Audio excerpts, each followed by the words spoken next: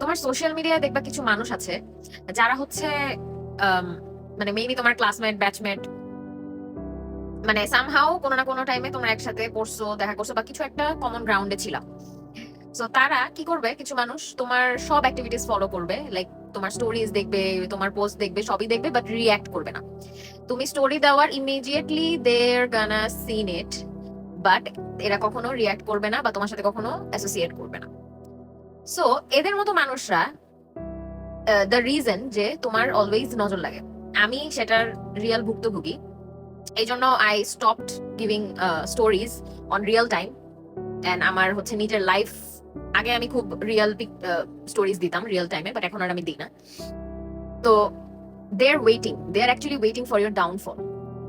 So যারা like they know যে তুমি কখনো, মানে they think that you are not gonna achieve anything, you just post them, you just show off, but just they are actually waiting for your, like they just কি বলবো, মজা নাই তোমার হচ্ছে, মানে they are waiting that তোমার downfall হওয়ার, like তুমি যদি ডাউনফলে থাকো they feel happy.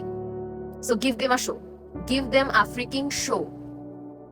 এত এত বাজেভাবে পরিশ্রম করো নিজের গোলের উপর, এত কনসিস্টেন্ট হও ওইসব সবকিছু বদার না করে যে এই মানুষগুলাকে তোমার শো দিতে হবে।